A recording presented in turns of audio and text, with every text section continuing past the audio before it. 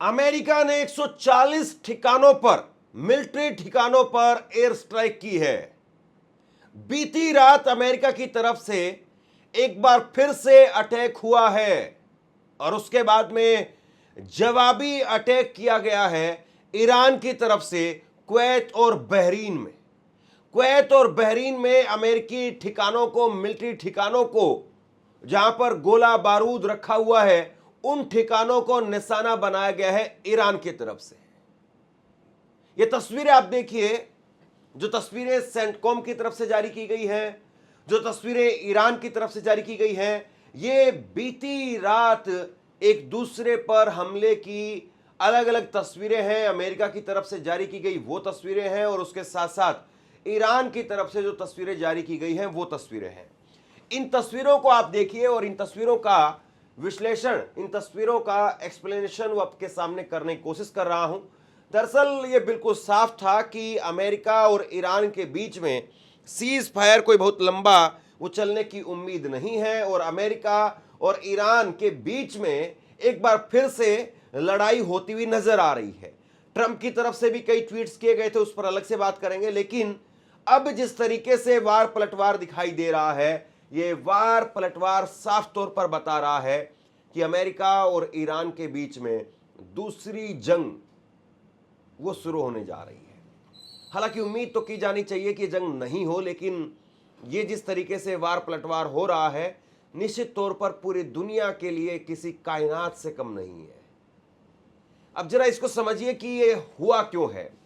पिछले 12 से 24 घंटे अगर आप देखें तो तकरीबन शांति थी, सन्नाटा था, लेकिन ट्रंप को आप जानते हैं कि वो पैसा निकालने वाला आदमी है। सैटरडे और संडे, शनिवार और इतवार, रविवार, यानी 2 दिन छुट्टी का दिन था और ट्रंप को पता है कि 2 दिन बाजार नहीं गिरेंगे, बाजार में जो है कोई असर नहीं होगा, बंद रहेगा बाजार।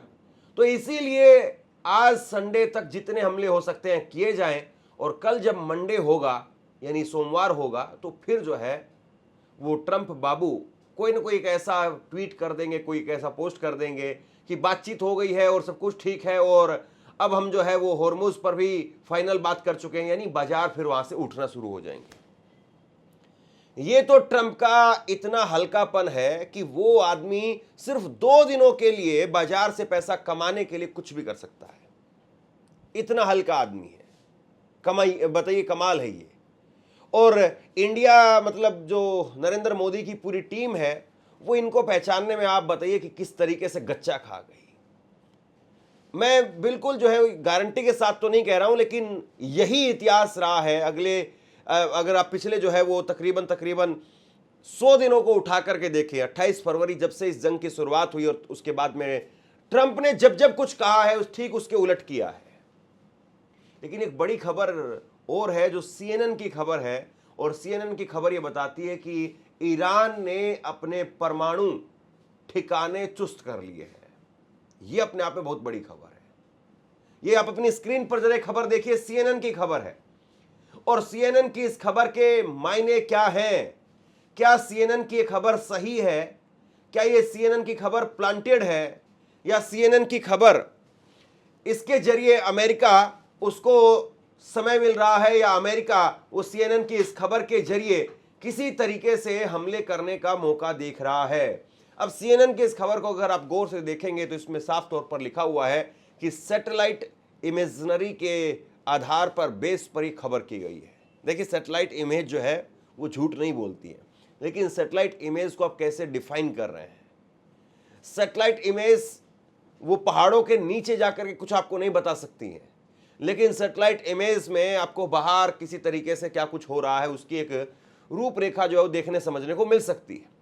तो सैटेलाइट इमेज के आधार पर क्या CNN की इस खबर को आधार बना करके अमेरिका बड़ा हमला करेगा कि ये सीज फायर का उल्लंघन कर रहे हैं, ये अपने जो परमाणु साइट्स हैं उनकी रिकवरी कर रहे हैं, उनको ठीक कर रहे हैं, जबकि ऐसा नहीं होना चाहिए था?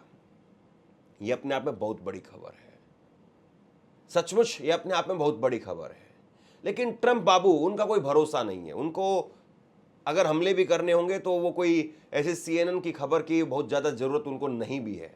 हालांकि CNN वो डोनाल्ड ट्रंप के कहे अनुसार खबर छापे, ऐसा होता नहीं है। लेकिन कई बार ऐसा होता है कि पुराना कोई कलेश खत्म करना होता है तो कोई ना कोई एक गिफ्ट दे दिया जाता है। CNN ने बहुत बुरी तरह से जो है वो ट्रंप को लताड़ा चपेट लगाई और ट्रंप और CNN का 36 का आंकड़ा रहा। लेकिन कई बार होता है कि बड़े लोग जो है वो एक डील कर लेते हैं कि ठीक है, पुराने सारे मामलों पर मिट्टी डाल देंगे, एक खबर ये चलवा दीजिए। अब कहा नहीं जा सकता कि ये क्या हुआ है, कैसे हुआ है और इसके मायने क्या हैं, और अभी ईरान की तरफ से आधिकारिक तौर पर इसकी पुष्टि नहीं हुई। लेकिन ट्रंप ने किस तरीके से पिछले कुछ घंटों में काम किया है, जरा इसकी एक बानगी आप देख लीजिए। सबसे पहले उन्होंने कहा कि मैं 1000 मिसाइलें मार दूंगा ईरान के ऊपर, या अगर मुझे मार दिया जाए तो ईरान के ऊपर 1000 मिसाइलें छोड़ दी जाए। भाई कमाल है, आप जीते जी कुछ उखाड़ नहीं पा रहे हैं। आपको लगता है कि आपके मरने के बाद में भी वही होगा जो आप चाह रहे हैं, जो आप जीते जी नहीं कर पा रहे हैं, आपके मरने के बाद कहाँ क्या होगा। खैर, किसी के मरने की कामना नहीं करनी चाहिए और उम्मीद की जानी चाहिए कि ट्रंप भले ही उसमें लाख बुराई हो लेकिन कम से कम जिंदा तो रहे, कम से कम देखे तो सही कि जिस ईरान का वजूद मिटाने के लिए वो गया था उसका क्या हाल हुआ, और ईरान वो किस मुकाम पर पहुंच गया। तो कम से कम 20-30 साल अगले ट्रंप बाबू जिंदा रहें कम से कम, और वो देख करके जाएं कि ईरान बर्बाद हुआ या ईरान बहुत आबाद हो गया और वर्ल्ड ऑर्डर में आज एक बड़ी अहमियत रखता है। और दूसरी बार फिर उन्होंने ट्वीट किया और कहा कि ये जो बातचीत थी, ये जो सीज फायर था, वो सीज फायर जो है वो भले ही है लेकिन अब हमले हो रहे हैं और हमलों के बीच में ईरान के लोग जो हैं वो हमसे बातचीत करने के लिए रिक्वेस्ट कर रहे हैं। ये ट्रंप ने दूसरा ट्वीट किया। इसके बाद में ट्रंप का एक और ट्वीट आप देखिए जिसमें वो कह रहे हैं कि cease fire over, cease fire खत्म हो चुका है, ये ट्रंप ने कहा है। और उसके बाद में ट्रंप कह रहे हैं कि साहब सीज फायर तो खत्म हो गया है लेकिन बातचीत जो है वो जारी रहेगी। अब ये वाकई जो पता नहीं है, ये मतलब ट्रंप बाबू का कोई किसी प्रकार से भरोसा किया ही नहीं जा सकता है।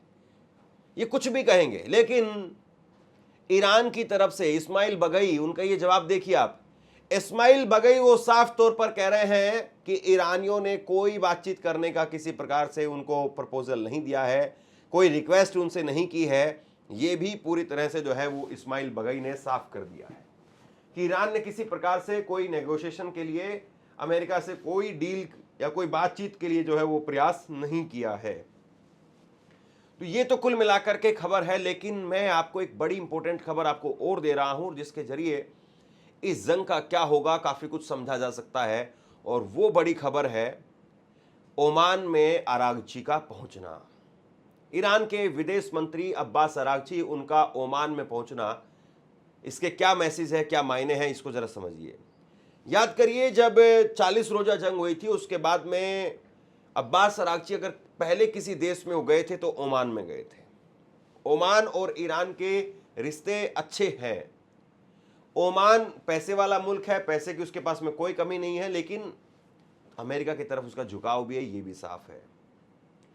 ओमान के साथ में लड़ाई में जो है वो ईरान ने हमले किए हैं, ये भी सही बात है, लेकिन ओमान को लेकर के ईरान ये भी कहता रहा है कि हमारे भाई हैं, हम इन पर हमला नहीं कर रहे हैं, हम तो केवल अमेरिकी साइट्स पर हमले कर रहे हैं।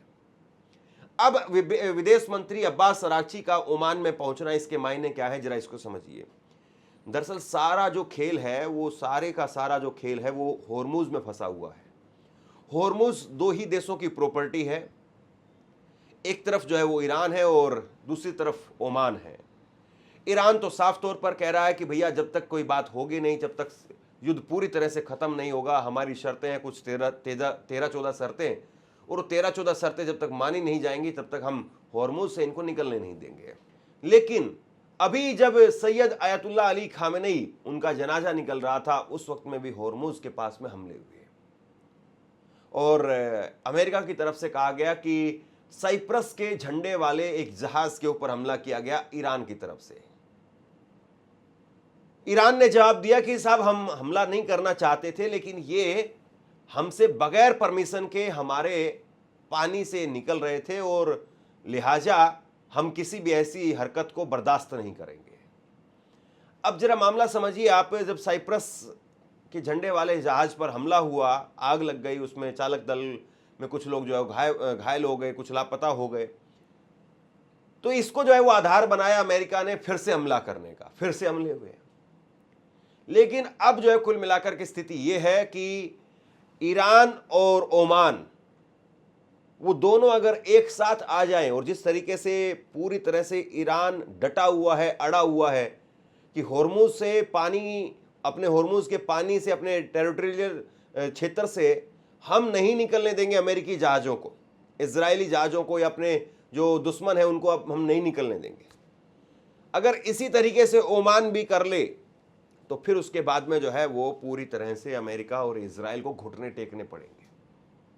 लेकिन अभी जब ये ओमान में गए हैं अरागची साहब, जो बातचीत होगी अभी वो कहीं ना कहीं इसी बात को लेकर के होगी। लेकिन एक प्रपोजल और निकल करके सामने आ रहा है जो खबरों में है, और वो प्रपोजल ये बताया जा रहा है कि ओमान हो सकता है कि ये कहे कि आप हमारे टेरिटोरियल वाटर से वो निकलने दीजिए, यानी हमारे क्षेत्र से जहाज़ों को निकलने दीजिए। आपके क्षेत्र से अगर कोई निकलता है, आपकी परमिशन के बगैर निकलता है या आपको टोल दिए बगैर निकलता है, तो आप उस पर हमला कर सकते हैं। लेकिन अगर कोई हमारे अधिकार क्षेत्र से निकलता है और हमें टोल की ज़रूरत नहीं है, तो आप उस पर हमला मत कीजिए।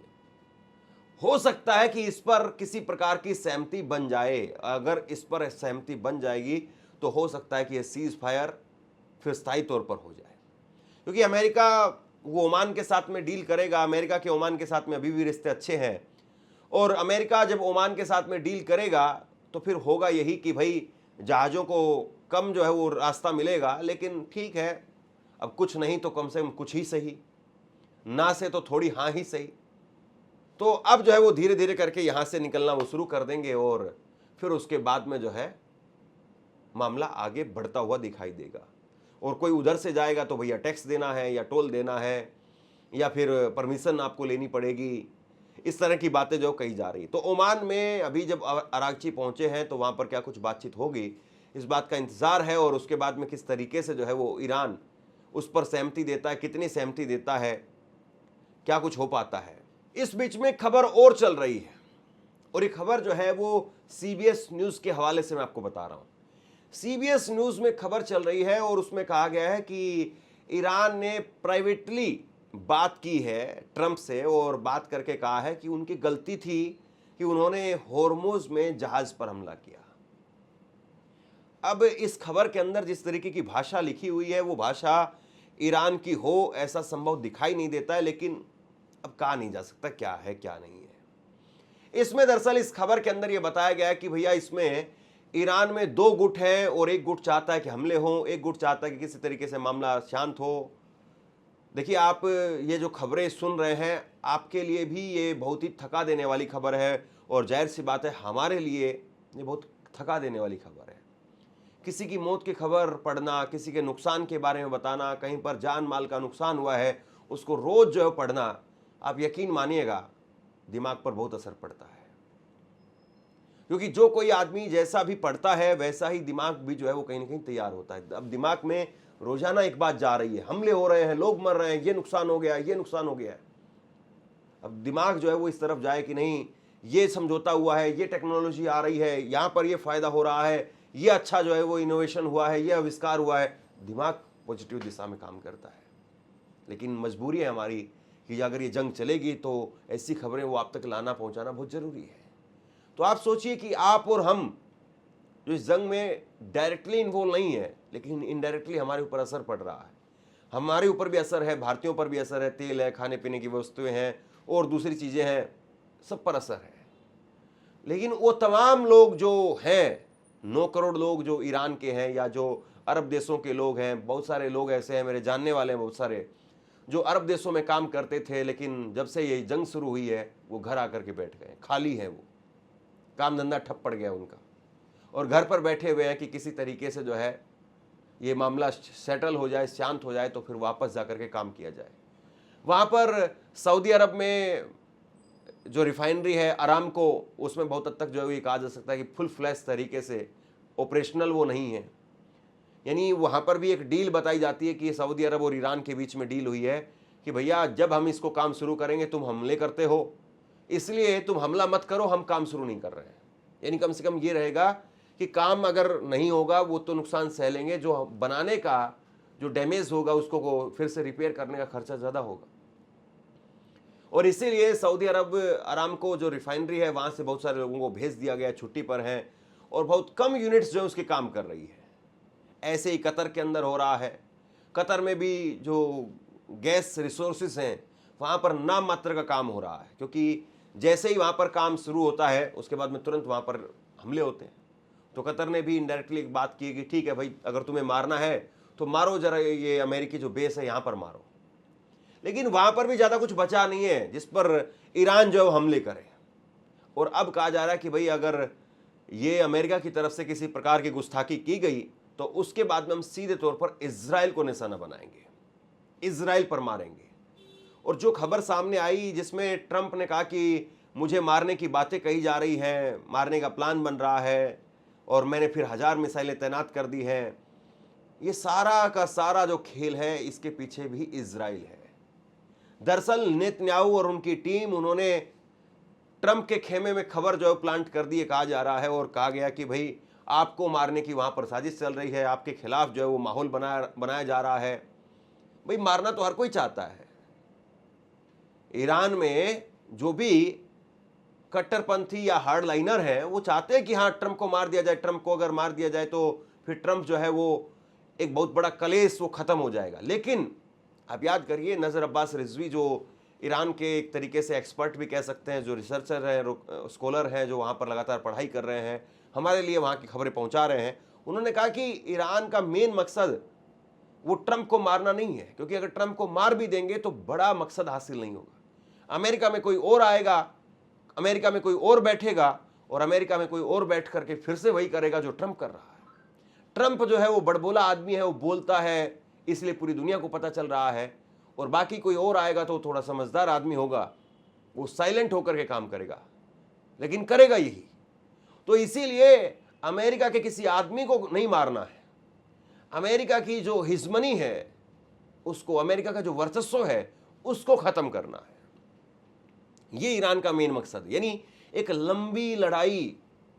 और जिस तरीके से मैंने कल आपको खबर बताई थी, मुस्तफा खामेनेई, उनका बयान सामने आया और मुस्तफा खामेनेई ने कहा कि हुसैन की मौत का, हुसैन के खून का बदला जो है हम लेंगे।